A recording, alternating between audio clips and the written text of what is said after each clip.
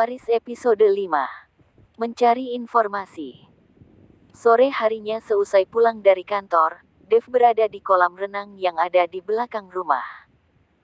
Laki-laki itu terlihat melepaskan handuk piyama yang ia kenakan ke sembarang tempat, hingga kini ia hanya telanjang dada dan menggunakan celana pendek berwarna hitam polos. Lalu, ia menceburkan tubuhnya ke dalam kolam renang yang memiliki kedalaman 1,5 meter tersebut. Selain gym, berenang ialah olahraga yang paling sangat Dev sukai, dan wajib dilakukan setiap hari.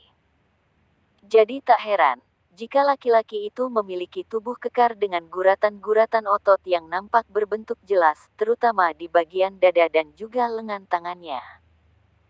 Baru satu kali Dev melakukan putaran, tetapi Lily tiba-tiba berteriak memanggil-manggil namanya. Kepala pelayannya yang sangat cantik itu berjalan tergesa-gesa menuju ke kolam renang. "Tuan Dev, ada telepon dari Tuan Chandra," kata Lily seraya berdiri di tepi kolam renang memegang gagang telepon rumah. Sungguh mengganggu, saat mengetahui ada telepon dari papanya. Dev yang kala itu menenggelamkan seluruh tubuhnya seketika naik ke permukaan kolam. Lily menundukkan pandangannya, lalu mengalihkan telepon rumah yang ia pegang kepada Dev, dan berlalu berpamitan pergi dari sana. "Halo, Pak." Dev mendaratkan tubuhnya duduk di kursi santai yang ada di samping kolam sambil menyelonjorkan kedua kakinya. Air yang menggenangi celana pendek yang Dev kenakan berjatuhan membasahi kursi dan juga lantai. "Bagaimana, Naira?" Pertanyaan yang sangat malas sekali untuk Dev jawab. Dev sudah bisa menebak niat papanya menelpon sesore ini. Apalagi jika bukan menanyakan gadis kecil yang sudah menjadi istrinya sekarang. "Apa yang bagaimana?"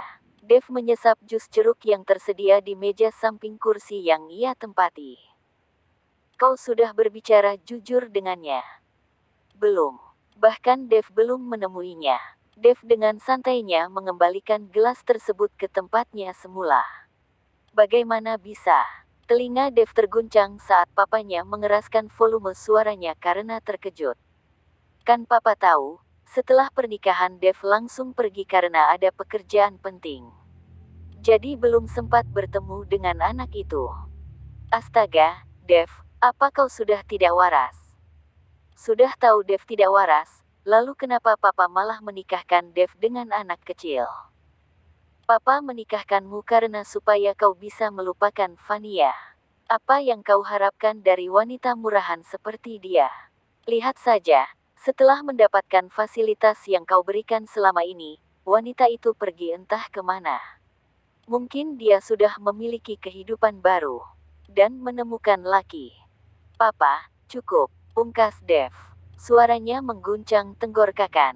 "Kenapa papa selalu saja menyebutnya wanita murahan? Vania itu wanita yang baik," seru Dev dengan tidak terima. "Itu menurutmu, tapi tidak menurut papa. Kau sekarang sudah menikah, jadi papa harap kau melupakan wanita itu," seru Chandra. "Ya, menurut papa hanya anak Paman Wira yang baik." "Ya, tentu saja. Paman Wira adalah sahabat lama papa. Jadi papa sangat tahu betul bagaimana keluarga mereka," tegas Chandra. "Papa besok pagi akan ke rumahmu. Dan papa harap kau sudah berbicara jujur kepada Naira kalau kau sebenarnya tidak memiliki sakit mental." Dev mendengus kasar, rasanya ia malas sekali. "Dev banyak pekerjaan, Pak. Sampai bertemu besok." Dev mengakhiri panggilan telepon itu secara sepihak, dan meletakkan telepon tersebut di atas meja dekat dengan gelas jus jeruk yang kini hanya tinggal sebagian. "Aku seharusnya menetap di London, dan tidak kembali ke Jakarta jika tahu akan seperti ini," gumam Dev. "Aku malas sekali dengan pernikahan ini. Jika berpura-pura jadi orang cacat mental itu sungguh memalukan. Jika tidak berpura-pura, aku tidak tahu niat busuk anak itu apa." Dev meneguk kembali jus jeruk dan menghabiskannya hingga tak tersisa dari wadahnya. Laki-laki itu menatap ke sembarang arah sembari melamunkan sesuatu. Celana pendek yang ia kenakan yang mulanya basah kini nyaris mengering karena terlalu lama membiarkan tubuhnya berselonjor di kursi santai. Suara langkah sepatu pantofel yang berbenturan dengan ubin terdengar tegas dan jelas hingga mengalihkan pandangan Dev untuk menoleh ke arah pintu. "Selamat sore, Tuan Kai." Laki-laki yang selalu berpakaian tak kalah rapi dengan Dev itu terlihat berjalan menghampirinya. Laki-laki itu melepaskan kacamata hitam yang melekat di kedua matanya lalu meletakkannya di sela-sela kancing kemeja. "Ada apa?" Dev meletakkan kembali gelas kosong yang sedari tadi ia pegang ke tempatnya semula.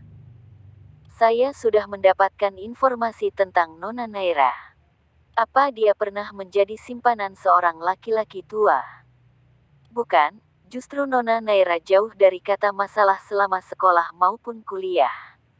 Dia pernah berpacaran selama 3 tahun dengan anak dari pemilik yayasan sekolahnya dulu yang bernama Dio." 3 tahun. Salah satu alis Dev terangkat. Keningnya berkerut. Ia mulai tertarik dengan informasi mengenai gadis itu. "Iya, Tuan. Lalu kenapa mereka putus?" "Saya masih belum mengetahuinya, Tuan. Cari tahu informasi kenapa mereka bisa putus." "Baik, Tuan. Dan satu lagi, usaha Tuan Wira ternyata sedang terancam gulung tikar." "Gulung tikar?"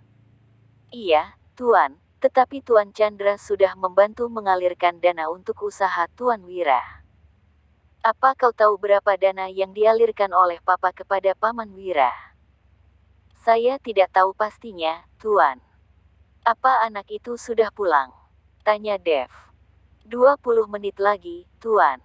Karena Nona Naira berjalan kaki dari kampusnya ke rumah. "Dia benar-benar berjalan kaki? Tidak menggunakan taksi atau bus?" tanya Dev dengan tatapan skeptis. "Tidak, Tuan. Saya yang memastikannya sendiri kalau Nona memang benar-benar berjalan kaki. Saya dan Lily tidak memberikan uang sepeser pun kepada Nona, sesuai perintah yang Tuan Dev berikan." "Bagus. Apa ada lagi yang Tuan Dev ingin tanyakan atau butuhkan?" tanya Kai. "Bagaimana Vania?" tanya Dev dengan ragu. "Kau sudah mendapat kabar tentang dia?" "Belum, Tuan. Tapi saya akan tetap terus mencari kabar tentang Nona Vania." Baiklah, kau boleh pergi sekarang." Setelah mendapat izin dari Dev, Kai pun berpamitan pergi dari sana. "Pantas saja Paman Wira mau menikahkan putrinya denganku. Ternyata dia terancam berangkut. Dan Vania. Setelah menemukannya, aku akan menyingkirkan anak itu dari hidupku." Dev beranjak berdiri. Handuk piyama yang baru saja ia ambil kini ia balutkan di sebagian tubuhnya. Lalu, tubuh tegap laki-laki itu mengajaknya pergi dari sana. Aku lelah sekali." Naira yang baru saja pulang dari kuliah segera menjatuhkan tubuhnya dengan telentang di atas tempat tidur. Wanita itu perlahan mengatur sirkulasi udara supaya melingkupi paru-parunya. "Aku bisa mati jika setiap hari pulang pergi jalan kaki dari rumah ke kampus seperti ini." Naira memejamkan kedua matanya. Tenggorokannya terasa gersang. Namun, gadis itu enggan untuk turun ke bawah mengambil minum di dapur. Ya, rasanya tenaganya sudah terkuras habis untuk jalan kaki. "Ayah, aku ingin pulang saja." Sekujur tubuh Naira mendadak memanas. Keringat yang bercucuran di dahi dan tubuhnya belum sepenuhnya mengering. Ia benar-benar merasa kegerahan, terlebih lagi AC di kamarnya belum ia nyalakan. "Lebih baik aku mandi." Naira beranjak bangkit meninggalkan tempat tidurnya dengan malas-malasan. Gadis itu menanggalkan pakaiannya satu persatu dan masuk ke dalam kamar mandi. Namun, ia tiba-tiba berteriak karena dibuat terkejut saat melihat seorang laki-laki asing tengah di dalam sana. Bersambung.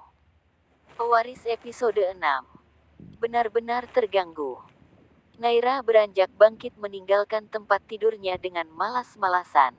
Gadis itu menanggalkan pakaiannya satu persatu dan masuk ke dalam kamar mandi. Namun, ia tiba-tiba berteriak karena dibuat terkejut saat melihat seorang laki-laki asing tengah di dalam sana. Laki-laki itu tak lain ialah Dev. "Kau siapa?" Teriakan Naira tak menyurut dari lengkingannya memenuhi sesisi kamar mandi. Ia berusaha meraih handuk untuk menutupi tubuhnya yang telanjang. Diam. Dev menutup mulut Naira hingga gadis itu tak lagi bersuara. Matanya membulat penuh. Tak henti mengutuki laki-laki tampan yang ada di hadapannya saat ini. Diam. Dev perlahan menjauhkan tangannya saat wanita itu sudah berhasil ia kendalikan. Namun, tatapan tajam itu seolah menghunus Naira hingga rasa ketakutan dan juga penuh tanya tak menyurut dari raut wajah gadis itu. Dev mengambil sebuah handuk dan melilitkan di pinggangnya. "Kau siapa?" tanya Naira. "Kau siapa?" Dev bertanya balik. Ia menghimpit tubuh gadis itu di dinding kamar mandi. Aku sedang bertanya kepadamu. Kau siapa? Kenapa kau bisa ada di kamarku?" Tubuh Naira nyaris merosot ke bawah. Namun Dev semakin menghimpitnya hingga dada mereka saling bersentuhan. Naira rasanya kesulitan untuk bernapas saat aroma khas tubuh pria dewasa menggelitik di indera penciumannya. Terlebih lagi matanya mendadak melumpuh saat melihat dada bidang yang cukup luas dan berisi itu ditumbuhi oleh bulu-bulu halus. Tenggorokan Naira rasanya semakin gersang dan tercekik. "Ini juga kamarku. Suamimu sendiri kau tidak mengenali." Kedua mata Naira membeliak. Yang benar saja, apa suaminya setampan ini? Bukankah Dev? Naira pernah satu kali ditunjukkan oleh ayah Wira foto Dev. Tapi kenapa berbeda sekali? Ini sangat jauh dari bayangannya. Dev yang ada di foto tidaklah setampan ini. Suamiku, tanya Nyara. "Kau Tuan Dev? Menurutmu?" Dev memicingkan matanya. "Bukan. Kau pasti penyelinap." Naira dengan kuat mendorong tubuh Dev. Berhambur keluar dari dalam kamar mandi. Ia hendak berlari meninggalkan kamarnya. Bermaksud berteriak meminta tolong. Akan tetapi, Dev berhasil menangkapnya terlebih dulu. "Mau kemana, kau? Tolong!" Naira berteriak sekencang mungkin. "Diam, atau aku akan menghabisimu," bentak Dev. Tangannya kembali berhasil membekap mulut gadis itu. "Lepaskan aku! Lepaskan aku!" Naira nyaris menendang onderdil penting milik Dev. Namun, laki-laki itu berhasil menahannya. "Aku bilang diam!" Bentakan Dev membuat Naira ketakutan. Wanita itu seketika diam dan tidak berani memberontak lagi. "Katakan dulu kau siapa? Apa telingamu sudah tidak berfungsi lagi?" "Aku Dev yang menikahimu kemarin." Dev kembali menegaskan. "Kau berbohong. Suamiku bukan dirimu." Naira berusaha melepaskan pergelangan tangannya yang dicengkram kuat oleh laki-laki yang mengaku suaminya itu. "Kalau bukan diriku lalu siapa lagi?" "Permisi, Tuan Dev. Ada telepon untuk Anda." Suara Lili terdengar memanggilnya dari luar kamar diiringi dengan ketukan pintu berulang kali. "Tunggu." Suara Lili tak terdengar lagi saat Dev menyahutinya. Kini kedua mata Naira dan Dev masih saling bertukar pandang. Pergelangan tangan Naira perlahan terlepas. Laki-laki itu berlalu pergi meninggalkannya di dalam sana hanya dengan menggunakan handuk yang melilit di pinggangnya. Naira memperhatikan Dev yang saat ini lenyap dari pandangannya sesaat setelah laki-laki itu menutup pintu kamar tersebut. Dia benar-benar Dev. Naira benar-benar tidak mempercayai ini semua. Sorot matanya tampak kebingungan. Kenapa dia seperti orang normal? Bukannya kata ayah, saraf otak Dev bermasalah akibat kecelakaan. Naira masih dibingungkan akan sosok laki-laki tampan yang mengaku sebagai suaminya. Tubuhnya berdesir hangat saat pikirannya yang terkutuk tak henti terbayang-bayang akan bulu-bulu yang menghiasi dada laki-laki itu. Ia memilih untuk berendam di dalam batub dengan busa bisa yang memenuhi tubuhnya sembari menenangkan dirinya di dalam sana. Tak lama setelahnya, tubuh Naira yang penuh dengan busa sabun, dibilas dengan air yang mengucur dari atas shower yang baru saja ia nyalan. Ia menarik sebuah handuk berwarna putih yang menggantung di atas sana, lalu membalutkan handuk itu ke sebagian tubuh polosnya. Sial, lagi-lagi Naira dibuat terkejut saat melihat Dev tengah duduk berselonjor di atas tempat tidurnya. Tatapan matanya yang tajam kini menerkam Naira seperti seorang pencuri. Namun kali ini Dev sudah memakai pakaian lengkapnya. Kakao. Naira meremas kuat ujung handuknya karena masih ketakutan dengan Dev. Dev beranjak turun dari tempat tidur dan berjalan menghampiri Naira yang memundurkan langkahnya hingga berakhir di tembok. Kenapa kau di sini? Kenapa? Dev mengerutkan keningnya. Ini kamarku, dan kau tanya kenapa?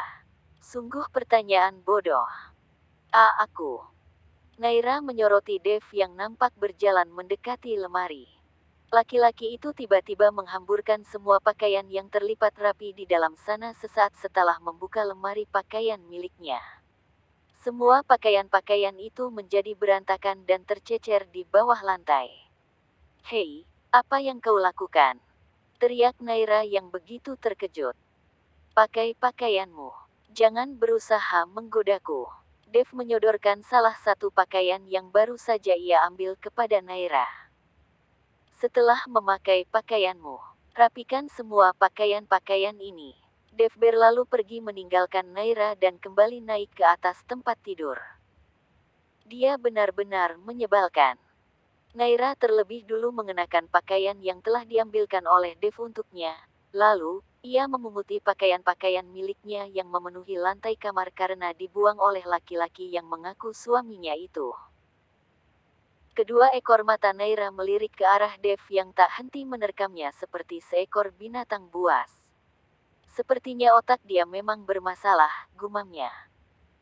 Butuh waktu kurang lebih setengah jam Naira memunguti dan melipat semua pakaiannya dengan mulut yang tak henti megumpat kesal. Ia menata pakaian-pakaian yang sudah terlipat rapi ke dalam lemari kayu ukir itu. Tak lama setelahnya, Lily dan beberapa pelayan mengetuk pintu. Wanita-wanita itu terlihat membawa sejumlah makanan dan juga minuman di atas nampan yang mereka pegang masing-masing.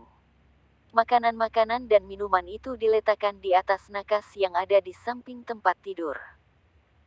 Selamat menikmati makan malam Nona Naira, Tuan Dev. Para pelayan itu berlalu pergi dari sana. Ya, sepertinya Dev memang sengaja menyuruh pelayan membawakan makan malam di dalam kamar.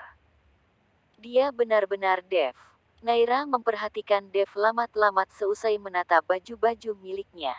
Laki-laki itu terlihat mengamati makanan apa saja yang dibawakan oleh Lily. Kenapa kau dari tadi melihatku seperti itu? Tubuh Naira terjingkat karena suara menggelegar itu mengejutkan dirinya. Bagaimana laki-laki itu bisa tahu kalau Naira sedari tadi mengamatinya? Siapa memangnya yang melihatmu? Cetus Naira. Cepat kemari dan suapi aku. Memangnya kau tidak bisa makan sendiri? Aku lupa bagaimana caranya makan. Bagaimana bisa lupa? Lalu selama ini kau makan bagaimana? Para pelayan tadi yang menyuapiku. Ya sudah, panggil saja mereka untuk menyuapimu. Naira dengan beraninya berbicara seperti itu kepada Dev. Kau berani sekali berbicara seperti itu kepadaku. Seru Dev. Lalu apa gunanya aku memiliki istri? Cepat kemari dan suapi aku. Naira pun tak bisa menolak perintah suaminya tersebut. Ia berjalan mendekati Dev yang kala itu duduk di tepi tempat tidur. Mendaratkan tubuhnya duduk di samping laki-laki itu. Dev yang tak henti memperhatikannya, membuat Naira gemetar ketakutan. Kau harus hati-hati, Naira. Bisa saja dia tiba-tiba mencekikmu. Naira menatap Dev dengan penuh kewaspadaan. Tubuhnya tak henti gemetar. Aku suamimu, bukan monster. Kenapa kau takut seperti itu? Tidak, siapa yang takut?